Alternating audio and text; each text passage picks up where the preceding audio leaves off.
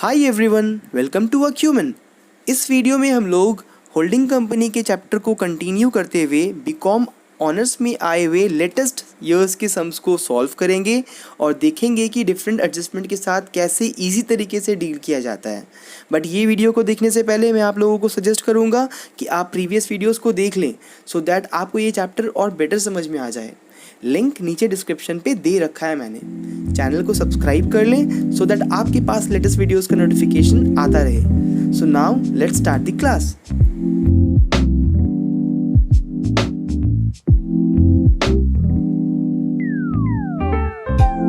Hi everyone, welcome back to our channel. So आज हम लोग होल्डिंग कंपनी के सम चैप्टर को कंटिन्यू करते हुए बीकॉम ऑनर्स के 2017 के सम्स को सॉल्व करेंगे। तो ये 2017 में आ चुका है ये सम्स ऑनर्स में। तो देखिए इसका सॉल्यूशन किस तरह से मैं करूंगा, बहुत ही सिंपल तरीके से आप लोगों को होपफुली समझ आ जाएगा। तो आइए क्वेश्चन को समझते हैं। तो ये एसेट्स एंड लायबिलिटी का स्टेटमेंट दिया है, दैट मीन्स की बैलेंस शीट दिया है अंबानी एंड अदानी लिमिटेड का as on 31 March 2017। That means की ईयर एंड कब हो रहा है, 31 मार्च 2017 में। देखिए यहाँ पे शेयर कैपिटल जो दिया है अंबानी का 3 लाख है और अदानी का कितना है, 10 लाख है। रिजर्व एंड सरप्लस के लिए वर्किंग नोट नंबर 1 दिया है। दैट मीन्स कि रिजर्व एंड सरप्लस के अंदर बहुत सारा आइटम होगा ना। देखिए क्या दिया है, रिजर्व है, दैट मीन्स की जनरल रिजर्व है और पीएल है, ठीक है, अंबानी और अदानी का। तो इस तरीके से ये फिगर बना है। ट्रेड पेएबल में भी वर्किंग नोट नंबर 2 दिया है। 3 लाख एंड 3 लाख 10 कैसे आया है, उसमें करंट अकाउंट है अदानी के साथ और सन्ड्री क्रेडिटर है। ये वाला चीज को ठीक से देख लीजिए आप, करंट अकाउंट विद अदानी, ठीक है। तो लाइबिलिटी है अंबानी का कि वो अदानी में करंट अकाउंट चला रहा है, ठीक है, 36,000 रुपीज का। उसके बारे में बाद में आऊंगा मैं फिर से। फिर थर्ड आइटम एसेट्स में आ जाते हैं। अगर तो टेंजिबल एसेट्स में दे दिया है, नोट में बहुत सारा आइटम होगा, देखूंगा मैं। नॉन करंट इन्वेस्टमेंट में देखिए दे रखा है कि इन्वेस्टमेंट, देखिए यहाँ पे अब दोनों में दे रखा है, अंबानी में भी दिया है अदानी में भी दिया है। तो यहाँ पे कंफ्यूजन हो रहा है कि भैया इन्वेस्टमेंट करा कौन है, अंबानी की ने किया है कि अदानी ने किया है। तो इसके लिए हम लोगों को वर्किंग नोट नंबर 4 देखना पड़ेगा। तो ये क्वेश्चन का वर्किंग नोट नंबर 4 अगर देखें हम लोग तो देखिए यहाँ पे बोला है कि investment in shares of Adani, मतलब अंबानी जो है अदानी के शेयर्स में 16 लाख का इन्वेस्टमेंट किया है और यहाँ पे नील दिया है। और देखिए ये अदर इन्वेस्टमेंट है, दैट मीन्स कि अंबानी होल्डिंग कंपनी है, अंबानी जो है अदानी के शेयर्स में इन्वेस्ट किया है और ये जो बाकी का अमाउंट है वो लोग दोनों ही इन्वेस्ट किया है कहीं बाहर में, अदर इन्वेस्टमेंट। तो ये अदर इन्वेस्टमेंट को मत देखिए, ये जो है हमारा जब नया बैलेंस शीट बनाएंगे ना, कंसोलिडेटेड बैलेंस शीट, तो उसको यूज करेंगे। पर ये जो हमारा इन्वेस्टमेंट है जो कि अंबानी ने किया है, ये इससे डिटरमाइन होता है कि होल्डिंग कौन है और सब्सिडरी कौन है। तो होल्डिंग हो गया हमारा अंबानी क्योंकि अंबानी ने इन्वेस्टमेंट किया है और अदानी बन गया हमारा subsidiary company. Similarly trade receivable भी हम लोग के ऊपर में दिया हुआ था, तो वर्किंग नोट नंबर 5 में उसका डिटेल दे रखा है कि सन्ड्री डेटर भी है और करंट अकाउंट विद अंबानी भी है। देखिए वहां पे अंबानी के अमाउंट में कॉलम दिया हुआ था लाइबिलिटी की जगह में और एसेट की जगह में अदानी किसमें दिया हुआ, दैट मीन्स ये अदानी का ये एसेट है। और वहां पे 36 दिया हुआ था ना, यहाँ पे 40 दिया है। डिफरेंस फिगर कितना है, 4,000 है ना। तो उसी का काम करेंगे सिर्फ हम लोग, ये दोनों का जो है म्यूचुअल एडजस्टमेंट हो जाएगा, ठीक है, क्योंकि वहां पे लाइबिलिटी में 36,000 दे रखा है ना, करंट अकाउंट विद अदानी करके अंबानी के कॉलम में, और वहां पे करंट अकाउंट विद अंबानी करके अदानी के कॉलम में दे रखा है। तो 36 और 40 दिया है, डिफरेंस फिगर 4,000 है ना। तो उसी का काम होगा, तो मैं आपको बताऊंगा जब वो आएगा। तो सिर्फ 4,000 का ही काम होगा, 36 और 40 का काम नहीं होगा। अब आइए एडिशनल इंफॉर्मेशन में ध्यान देते हैं कि अंबानी अक्वायर किया है, हाँ, अंबानी अक्वायर किया 80% शेयर्स ऑफ अदानी, मतलब कि अंबानी तो होल्डिंग बनी गया क्योंकि अक्वायर कर रहा है। और यहाँ पे परसेंटेज भी दे दिया है, शेयर्स नहीं दिया है, डायरेक्टली परसेंटेज दे दिया है, काम आसान कर दिया है हमारा। अदानी सब्सिडियरी है 20% के साथ माइनॉरिटी और मेजॉरिटी 80%। तो ये हमारा वर्किंग नोट नंबर 1 बन जाएगा। अच्छा, कब अक्वायर कर रहा है, 1 जुलाई 16 में। सिमिलर तरीके से लास्ट में जैसे हमने किया था, जो बीकॉम ऑनर्स का 2018 का सम सॉल्व किए थे हम लोग, सिमिलरली यहाँ पे भी वैसे ही है। ईयर शुरू हो रहा है 1 अप्रैल 16 में, मगर अंबानी उसका शेयर्स को अक्वायर कर रहा है 1 जुलाई 16 में, 3 मंथ्स के बाद। तो वो 3 मंथ का पीरियड जो होगा वो प्री एक्विजिशन पीरियड हो जाएगा ना, और जो तुम आपका 3 मंथ्स के बाद वाला पीरियड होगा वो हमारा क्या हो जाएगा, post acquisition period. Very good. और इस साल के शुरुआत में 1 अप्रैल 16 में अदानी का दैट मीन्स की सब्सिडरी कंपनी का रिजर्व में अमाउंट था 20,000, पीएल में अमाउंट था 4 लाख। ठीक है, वर्किंग नोट नंबर 2 एंड 3 बनाने में ये हेल्प करेगा। दूसरा है land and building standing in the book of Adani at 8 lakh on 1/4/16। अच्छा, इसके बारे में आपको मैं एक्सप्लेनेशन दूंगा तो आपको समझाऊंगा। तो बी को मैं स्किप करके मैं सी में जा रहा हूं पहले।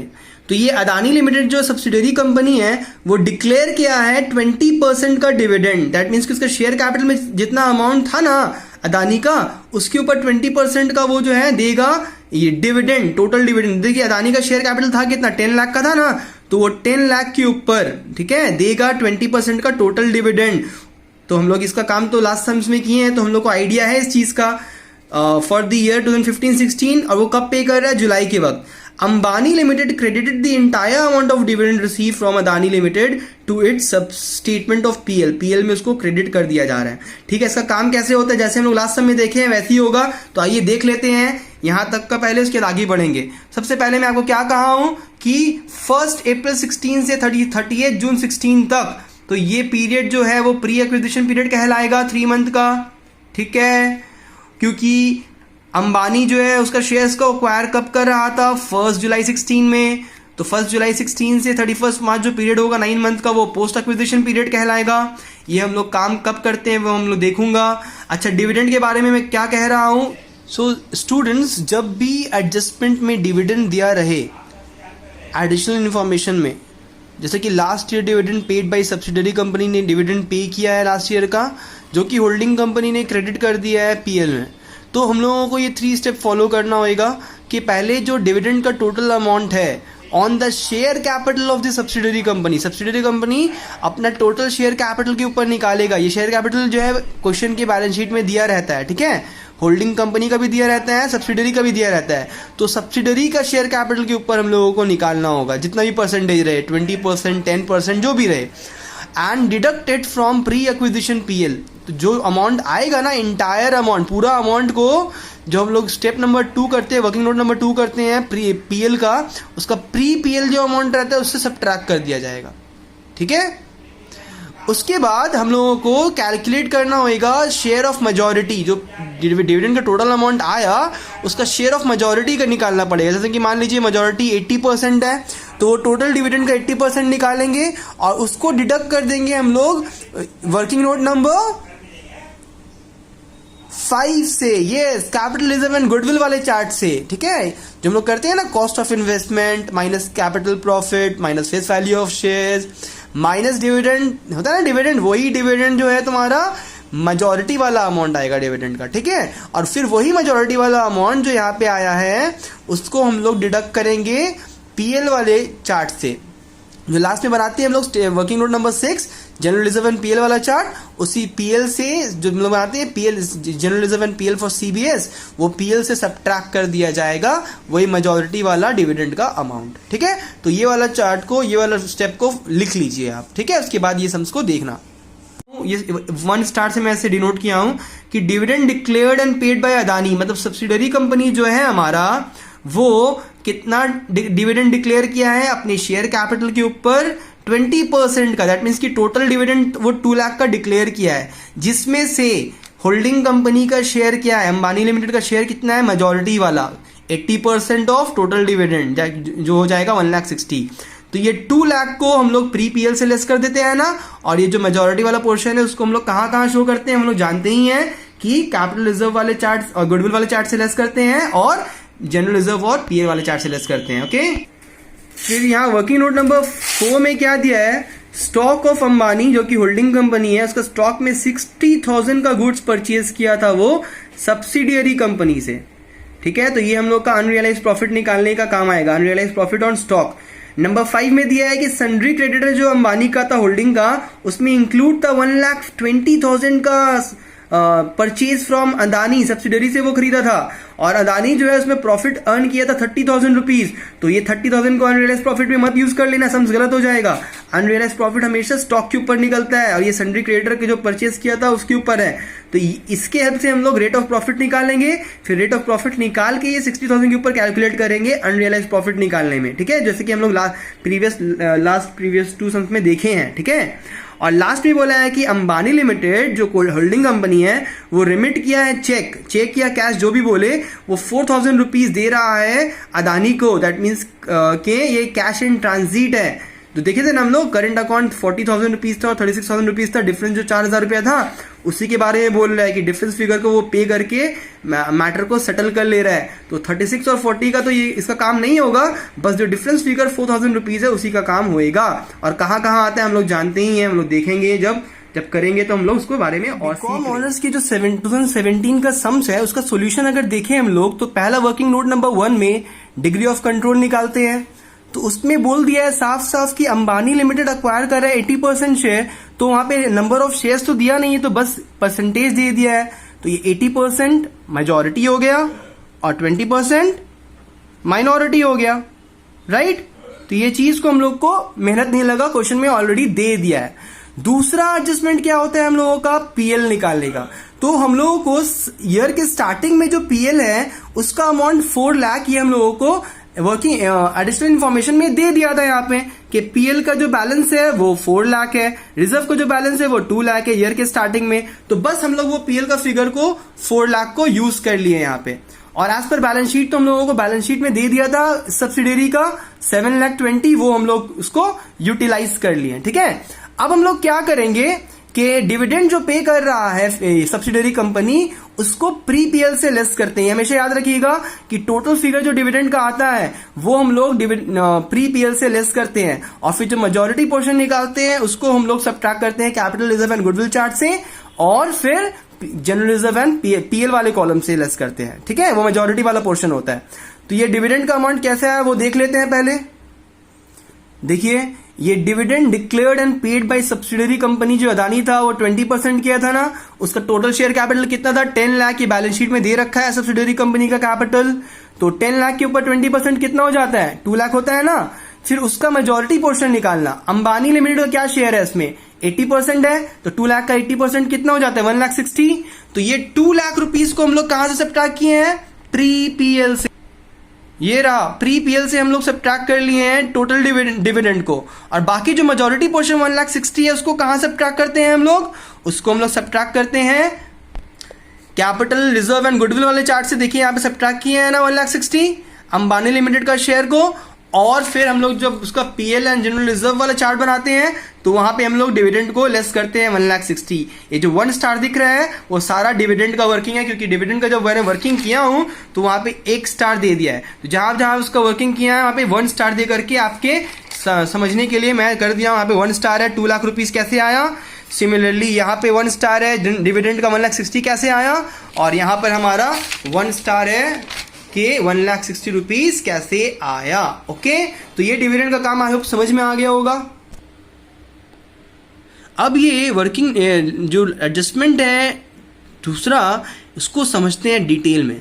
Land and building standing in the book of Adani, Adani मतलब के subsidiary company, at 8 lakh rupees on 1/4/16। That means कि ईयर के स्टार्टिंग में, अभी अक्वायर नहीं किया, अक्वायर किया वो 1 जुलाई में, ईयर के स्टार्टिंग का फिगर दिया है 8 lakh rupees, were revalued at 7,60,000, उसी at the date of acquisition. Acquisition के वक्त मतलब कि जिस वक्त अंबानी लिमिटेड अक्वायर कर रहा है शेयर्स 1 जुलाई में, उस वक्त लैंड एंड बिल्डिंग का वैल्यू 7,60,000 हो जा रहा है। और तो हम लोग को क्या करना होगा कि ये जो 8 लाख दिया है ना ईयर के स्टार्टिंग में, इसका WDV निकालना पड़ेगा, रिटर्न ऑन वैल्यू, किस डेट में, जिस डेट में अंबानी लिमिटेड अक्वायर कर रहा है 1 जुलाई 16 में, ठीक है। तो उसको कंपेयर किया जाएगा रीवैल्यूड फिगर से, बताऊंगा कैसे आएगा। But was not passed in the book, इतना सारा एडजस्टमेंट हो गया पर बुक में कोई एंट्री नहीं हुआ। अब देखिए इसका काम किस तरीके से किया जाएगा। सबसे पहले हम लोगों को बोल दिया है कि लैंड एंड बिल्डिंग साल के शुरुआत में 1 अप्रैल 16 में 8 लाख का था, ठीक है। साल के एंड में 7,20,000, ये बैलेंस शीट से देख के मैंने लिख दिया है। बैलेंस शीट में अगर आप देखिएगा तो 20,000 यहाँ पे लिखा है अदानी का। Okay, land and building 7,20,000। तो ईयर के स्टार्टिंग में 8 लाख था, ईयर के एंड में 7,20,000 हो गया है। That means during the year वो डिप्रिशिएट कितना से किया है, 80,000 से हुआ है ना। 8 लाख माइनस 8 लाख 7,20,000। तो ये 80,000 से जो डिप्रिशिएट हुआ है, यहां से हम लोग का रेट ऑफ डिप्रिसिएशन आ गया है 80,000 बाई ईयर के स्टार्टिंग का फिगर इनटू 100। दैट मीन्स के ड्यूरिंग द ईयर ये 12 मंथ के पीरियड में, ये 12 मंथ में वो डिप्रिशिएट किया है 10% से। अब ये रेट ऑफ डिप्रिसिएशन को हम लोग यूज करेंगे। देखिए किस तरीके से। सबसे पहले हम लोगों को निकालना होगा कि जिस डेट में एक्विजिशन हुआ है, अंबानी लिमिटेड खरीदा है अदानी का शेयर्स को 1 जुलाई 16 में, उस वक्त लैंड एंड बिल्डिंग का WDV क्या था। तो साल के शुरुआत का वैल्यू तो दिया हुआ है 8 लाख रुपीस, वो हम लोग लिख लिए। तो ये पीरियड जो अप्रैल मई जून का 3 मंथ का पीरियड है, हम लोग 3 मंथ के लिए डिप्रिशिएट करना पड़ेगा। तो ये 8 लाख के ऊपर 10% इंटू 3/12 कितना हो जाएगा, 20,000 रुपीज। ओके, तो ये 20,000 से डिप्रिशिएट किया है 3 मंथ के पीरियड में। तो जिस डेट में अंबानी लिमिटेड अक्वायर किया है अदानी का शेयर्स, उस डेट में लैंड एंड बिल्डिंग का WDV क्या होता, साल के शुरुआत का वैल्यू 8 लाख माइनस 3 मंथ के पीरियड में जो डिप्रिसिएशन हुआ उसको सब्ट्रैक्ट कर दिए, 7,80,000 होना चाहिए। पर वहां बोला है कि डेट ऑफ एक्विजिशन में लैंड एंड बिल्डिंग को रीवैल्यू कर दिया गया था 7,60,000 में। देखिए मैंने लिखा है revalued figure of land and building on the date of acquisition, that is जो डेट में अक्वायर किया है शेयर्स को, उस डेट में लैंड एंड बिल्डिंग का क्या रीवैल्यूड फिगर था, 7,60,000। तो दैट मीन्स का उसका वैल्यू जो है 20,000 से डिक्रीज हुआ है। तो ये decrease in the value of land and building इतना इजीली नहीं दिया था क्वेश्चन में, इस चीज को हम लोग ने खुद से निकाला है। ओके, कि 7,80,000 कैसे आया, समझ में आया। और ये 7,60,000 से कंपेयर करके 20,000 से वो डिप्रिशिएट मतलब कि डिक्रीज हुआ है, उस वैल्यू को हम लोग जो है नेगेटिव वे में लिखेंगे। ओके, अब देखिए ये जो डिक्रीज हुआ है वैल्यू रिवैल्यूड की वजह से, मगर सम्स में तो इंक्रीजिंग वैल्यू ले लिया था। तो जब डिक्रीज हो रहा है तो डिप्रिसिएशन को भी कम करो। तो इसका मतलब कि वो डिप्रिसिएशन ज्यादा वाली वैल्यू में निकाल के रख दिया है 7,80,000 में, जबकि इसको निकालना चाहिए 7,60,000 में, क्योंकि रिवैल्यूड फिगर तो 7,60,000 है। तो 20,000 के ऊपर जो एक्स्ट्रा डिप्रिसिएशन निकाला है, डिप्रिसिएशन ओवरचार्ज, उसको कैलकुलेट करेंगे कि ये 20,000 जो शेयर लैंड एंड बिल्डिंग का वैल्यू डिक्रीज हुआ है, उसके ऊपर वो लोग गलती से डिप्रिसिएशन चार्ज कर चुका था एडवांस में पहले, क्योंकि वो लोग को तो पहले नहीं पता था एक्विजिशन से पहले कि इसका रीवैल्यूड फिगर थोड़ा कम हो जाएगा, 7,80,000 नहीं होगा 7,60,000 हो जाएगा। इसी के लिए 20,000 के ऊपर जो एक्स्ट्रा डिप्रिसिएशन निकाला था वो लोग 9 मंथ के पीरियड के लिए, क्योंकि एक्विजिशन के बाद से ईयर के एंड में 9 मंथ का पीरियड था, तो 9 मंथ के लिए डिप्रिसिएशन निकाले हैं, 1,500 आया है। तो ये डिप्रिसिएशन जो होगा will be added back to PL account and land and building account. ये डिप्रिसिएशन जो एक्स्ट्रा चार्ज कर दिया गया है PL से भी वापस एड अप कर देंगे, और लैंड एंड बिल्डिंग जब हम लोग अकाउंट बनाएंगे कंसोलिडेटेड बैलेंस शीट निकालते वक्त, वहां पे भी ये डिप्रिसिएटेड फिगर को वापस से एड अप कर देंगे। ये कौन से PL में एड बैक करेंगे, जब हम लोग जनरल जो लास्ट वर्किंग नोट बनाते हैं number 6, okay, general reserve and PL for CBS, वहां पे PL में इसको एड अप कर दिया जाएगा। ओके, तो पहले ये PL का काम को हम लोग कंप्लीट कर लेते हैं। तो जैसे हम लोग देखा था कि प्री PL का फिगर हम लोग को एडिशनल इन्फॉर्मेशन में दिया हुआ था, बैलेंस शीट का में हम लोग को सब्सिडियरी का PL का फिगर दिया हुआ था। तो इसमें से सबसे पहले डिविडेंड का टोटल अमाउंट को माइनस कर दिए, 2 लाख आ गया। अब ये 2 लाख जो प्री PL का फिगर है, इसको सब्ट्रैक्ट कर लिया जाएगा बैलेंस शीट वाले फिगर से, PL के फिगर से, तो 5,20,000 आ गया। ये तो पूरा 12 मंथ का फिगर दिखा रहा है, जबकि प्री एक्विजिशन 3 मंथ का है, 9 मंथ तो पोस्ट एक्विजिशन है। तो 3 मंथ और 9 मंथ में ये फिगर को डिस्ट्रीब्यूट कर दिए। 9th मंथ वाला फिगर जो आ गया हमारा पोस्ट PL हो गया, और जो 3 मंथ वाला फिगर आया उसको हम लोग वापस से प्री PL में एड अप कर दिए। तो ये pre acquisition profit add up करके ये हमारा टोटल प्री एक्विजिशन प्रॉफिट 3,30,000 आ गया। ओके, सिमिलरली हमारा जनरल रिजर्व का वर्किंग होएगा कि प्री जनरल रिजर्व हम लोग का एडिशनल इन्फॉर्मेशन में दिया हुआ था 20,000, और बैलेंस शीट जो है सब्सिडियरी का वो 40,000 दिया हुआ था। सबसे पहले प्री जनरल रिजर्व जो हम लोगों को यहाँ दिया है इसको सब्ट्रैक्ट कर लेंगे, और जो रिमेनिंग आएगा वो 12 मंथ का फिगर है, तो 3 मंथ और 9 मंथ में डिस्ट्रीब्यूट कर देंगे। 9 मंथ वाले फिगर को प्री पोस्ट जनरल रिजर्व कहा जाएगा, और 3 मंथ वाले फिगर को प्री में एड अप करके प्री जनरल रिजर्व का अमाउंट निकाल लिया जाएगा। फिर फोर्थ वर्किंग नोट में आएंगे तो माइनॉरिटी इंटरेस्ट वाला चार्ट बन रहा है यहाँ पे। पहले heading capital profit pre PL working note number 2 से देखकर लिख देंगे, pre general reserve working note number 3 से देखकर लिख देंगे। Decrease in the value of land and building जो हम लोगों ने अभी निकाला था वर्किंग नोट यहाँ पे कि उसका वैल्यू डिक्रीज हो रहा है 20,000 रुपीज से, उसको हम लोग यहाँ पे डिक्रीज कर देंगे, सब्ट्रैक्ट करके जो फिगर आया है उसको हम लोग मेजॉरिटी और माइनॉरिटी में डिस्ट्रीब्यूट कर दिए 80 एंड 20 में। फिर पोस्ट पीएल हम लोग वर्किंग नोट नंबर 2 से देख के डिस्ट्रीब्यूट कर देंगे, post general reserve working note number 3 से देख के डिस्ट्रीब्यूट कर देंगे, और जो सब्सिडरी कंपनी का हमारा शेयर कैपिटल है बैलेंस शीट में दिया हुआ 10 लाख का, उसको भी मेजॉरिटी और माइनॉरिटी में डिस्ट्रीब्यूट कर देंगे। माइनॉरिटी वालों को एडअप करेंगे तो ये माइनॉरिटी इंटरेस्ट मिल जाएगा, और ये वाले को ABCD करके हम लोग जो है नेमिंग कर देंगे। नेक्स्ट वर्किंग नोट हमारा आएगा कैपिटल रिजर्व और गुडविल वाला चार्ट। तो कॉस्ट ऑफ इन्वेस्टमेंट पहले लिखाया जाता है कि 16 लाख का इन्वेस्टमेंट किया था उसने, राइट। देख लीजिए टोटल इन्वेस्टमेंट जो था अंबानी का वो तो था 18 लाख 60 का, जिसमें 16 लाख का इन्वेस्टमेंट वो किया था अदानी के शेयर्स के ऊपर, बाकी का 2 लाख 60 तो वो आउटसाइडर के ऊपर किया था, वो तो बाद में देखा जाएगा ना, तो उसको मत देखिए, तो आउटसाइडर को बाद में देखेंगे, वो कंसोलिडेटेड बैलेंस शीट में आ जाएगा वापस से। तो जो 16 लाख का जो इन्वेस्टमेंट किया है वो कॉस्ट ऑफ इन्वेस्टमेंट कहलाएगा। कैपिटल प्रॉफिट जो यहाँ पे A है वो आ गया, face value of share capital जो D है वो आ गया, और डिविडेंड जो हम लोग ने देखा था मेजॉरिटी वाला पोर्शन उसको हमने यहाँ पे सब्ट्रैक्ट कर लिया, ठीक है। तो डिविडेंड का टोटल अमाउंट प्री पीएल से लेस हुआ था खाली, और जो मेजॉरिटी वाला पोर्शन था वो हमारे ये वाले चार्ट में आएगा। तो देखिए ये वाले फिगर जो है हमारा पॉजिटिव में आ रहा है, तो ये गुडविल निकल गया हमारा। और डिविडेंड एक और जगह आता है ना हमारा वर्किंग नोट नंबर 6 में जनरल रिजर्व एंड पीएल वाले चार्ट में, तो ये डिविडेंड यहाँ पे भी आ गया। अच्छा कैसे करे जाएगा पूरा वो भी दिखा देता हूं मैं, कि पहले होल्डिंग कंपनी का बैलेंस को लिखा जाता है बैलेंस शीट से देख करके, जनरल रिजर्व में कितना है एंड पीएल में कितना है, ये होल्डिंग कंपनी का बैलेंस है अंबानी लिमिटेड का। फिर पोस्ट एक्विजिशन जो जनरल रिजर्व एंड पीएल आया था वर्किंग नोट नंबर 4 में B एंड C उसको लिख लिए यहाँ पे।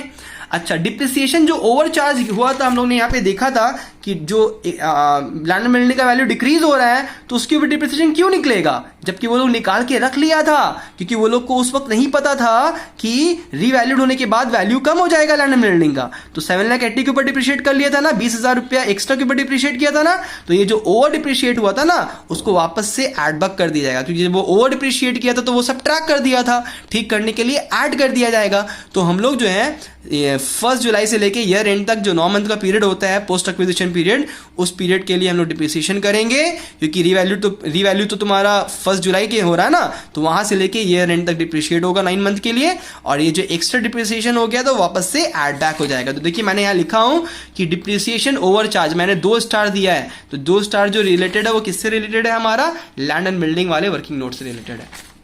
ओके ये करके यहां लिख दिया मैंने। अच्छा अनरियलाइज प्रॉफिट के बारे में देख लीजिए कि वहां पे डायरेक्टली रेट नहीं दिया हुआ था, तो ये 25% कैसे निकाला है हमने, तो ये वर्किंग देखिए यहाँ पे दिखा था कि सन्ड्री क्रेडिटर में 1,20,000 का परचेज जो है वो अदानी से किया था, जिसमें अदानी 30,000 का प्रॉफिट अर्न किया था, तो रेट ऑफ प्रॉफिट निकल जाएगा ना 30,000 बाई 1,20,000 into 100 25% का, ये ऑन सेल के ऊपर निकल रहा है, क्योंकि ये नीचे में हम लोग कॉस्ट प्राइस नहीं लिए हैं, सेल लिए हैं कि 1,20,000 के सेल के ऊपर 30,000 का प्रॉफिट अर्न किया था, ठीक है, तो 25% आया है सेल के ऊपर, तो जितना 60,000 का उसके पास इंक्लूडेड है स्टॉक में अदानी से जो परचेज किया था वो, उसके ऊपर जो प्रॉफिट होगा ना उस पे वो प्रॉफिट रियलाइज नहीं कर पाएगा।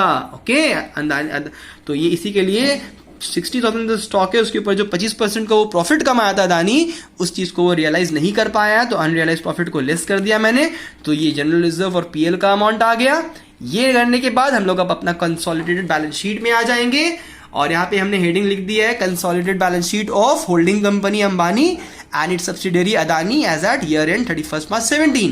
शेयर कैपिटल के ऊपर अमाउंट 30 लाख कैसे आया है, सिर्फ और सिर्फ होल्डिंग कंपनी का शेयर आया है ना। अच्छा यहाँ पे नंबर ऑफ शेयर्स और ईच शेयर का प्राइस नहीं दिया था, इसी के मैंने डैश दे दिया हूं, जब दिया रहेगा तो वो यूज कर लिया जाएगा, ठीक है। 30 लाख यहाँ पे लिख दिया मैंने। फिर रिजर्व एंड सरप्लस का वर्किंग नोट नंबर 2 में मैंने लिखा है जनरल रिजर्व और पीएल आया है, क्योंकि गुडविल वहां पे तो हम लोगों का कैपिटल रिजर्व नहीं आया था ना वर्किंग नोट नंबर 4 में, वो तो गुडविल आया था, इसी के लिए कैपिटल रिजर्व नहीं आया है ये सब में, तो दोनों को एडअप करके ये अमाउंट को मैंने जनरल रिजर्व एंड सरप्लस में लिख दिया हूं। Minority interest working note number 4 में हम लोगों को दिख गया था।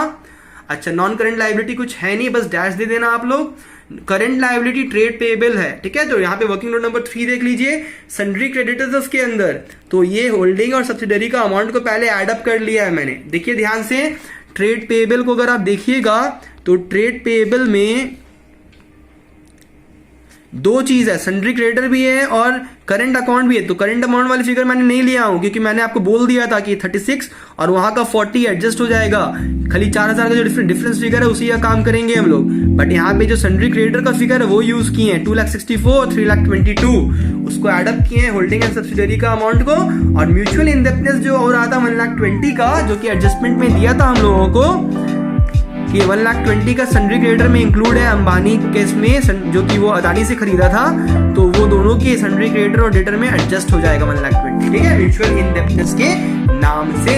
तो ये हमारा ट्रेड पेएबल का अमाउंट भी आ गया। तो ये लायबिलिटी कंप्लीट हो गया हमारा। अब आते हैं एसेट में। तो ये हमारा टैंजिबल एसेट का वर्किंग नोट नंबर 4 में दिखेगा। देखिए यहाँ पे टैंजिबल एसेट दिया है, land building holding and subsidiary का अमाउंट को एडअप कर दिया मैंने। उसमें जो वैल्यू डिक्रीज हो रहा था 20,000 का वो कर दिया मैंने, और डिप्रिसिएशन जो ओवर चार्ज कर दिया था उसको वापस से एड बैक कर दिया मैंने, ठीक है।